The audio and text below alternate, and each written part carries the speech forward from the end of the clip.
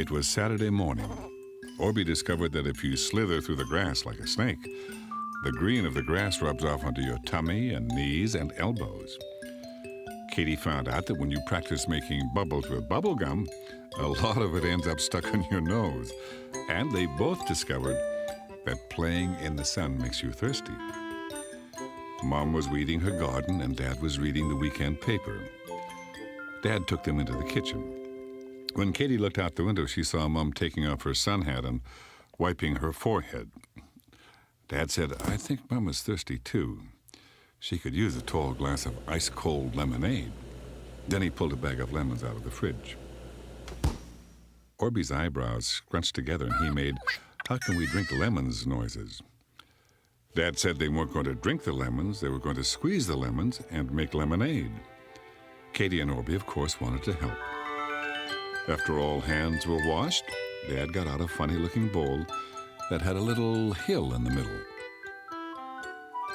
Orbie watched with wide eyes as Dad cut the lemons in half and then squished them down on top of the hill in the bowl, turning them around.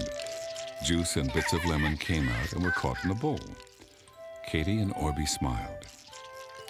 While they took turns squishing lemons, Dad got the sugar canister, the big blue plastic pitcher, and a jug of cold water. "What do we do with the leftovers?" Katie asked. She held up a hollowed-out lemon rind. Dad said he would put the rinds in his compost bin in the backyard so they would become plant food that Mom would put in her garden. As Dad watched Katie and Orbie stir the lemonade, he smiled and nodded his head. "You two remind me of when I was little and made lemonade. I had a lemonade stand," he said. "What's a lemonade stand?" asked Katie and Orbie. Dad told them that on hot summer days he sold lemonade by the glassful to people walking by the front of Grandma and Grandpa's house. Well, this was too much of an adventure to miss out on, so Katie and Orbie wanted to have a lemonade stand too. Dad said he would help them set up their own stand right after they took some lemonade out to Mom. Mom thanked them very much and drank it down while Dad told her about the lemonade stand. Katie and Orbie thought the lemonade was so good that they gulped theirs down so fast that the ice cubes bopped them right in their noses. They imagined that hundreds of people would want some too.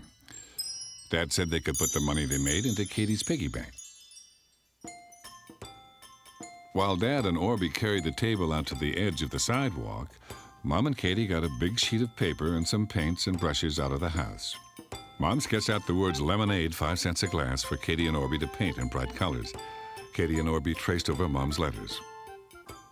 There were hardly any wobbles at all. The sign was beautiful.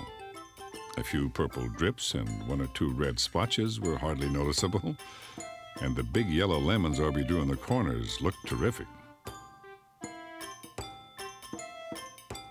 When the sign was dry, Mom and Katie taped it to the front of the table. Everybody helped carry lemonade and lots of plastic glasses to the table. Katie and Orbie looked up and down the street, but didn't see anybody. "Sometimes it takes a little while," Dad said. "I'll bring out your chairs." So Katie and Orbie stayed behind their lemonade stand and waited for thirsty people. Mom and Dad stayed in the front yard, too. It was Mom's turn to read the paper and Dad's turn to weed the flower bed. While they were waiting, Katie and Orbie decided they should taste the lemonade just to make sure it was as good as the last batch. So they each had a glass.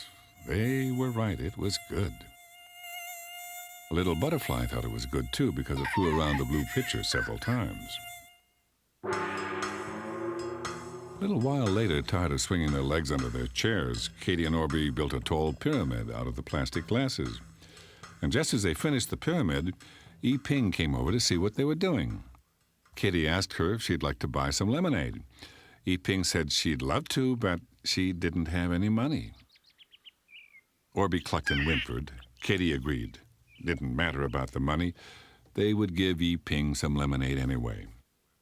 Orbie reached out and grabbed a glass. Unfortunately, it was in the bottom row of the pyramid. The whole pyramid fell. Glasses tumbled in every direction. Quickly, Orbie flung his arms all over the place, and he caught each and every glass on his fingertip suction cups. Orbie, Katie giggled to herself, you can do the strangest things. Yi-Ping cupped both her hands over her mouth and then threw them up in the air. Good for you, Orbie, she called. Orbie decided that maybe stacking them wasn't a very good way to put them on the table. Katie poured Yi-Ping a glass of lemonade. It tastes really good, she said.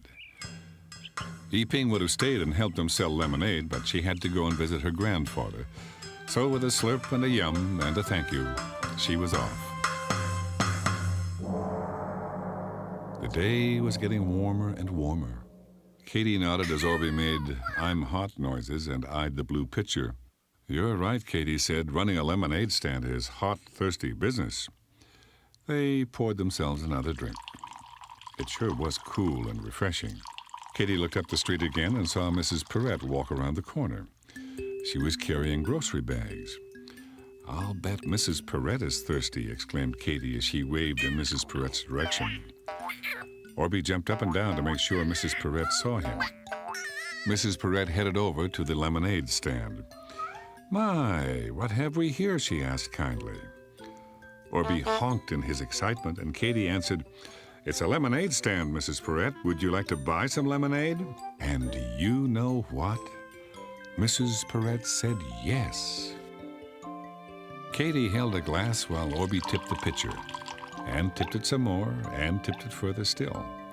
A tiny trickle of lemonade filled the glass, but just less than full. Katie and Orbie looked at each other and said, Whoops, maybe we tasted too much. Mrs. Perrette laughed and said that was just the right amount for her, and gave Orbie some money.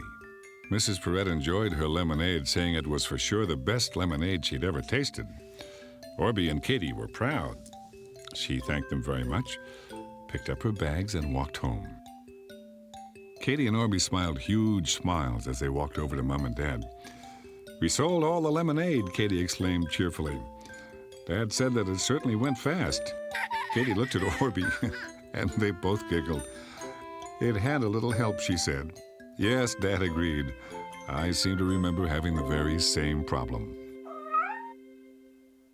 Did you know? No. Did you know?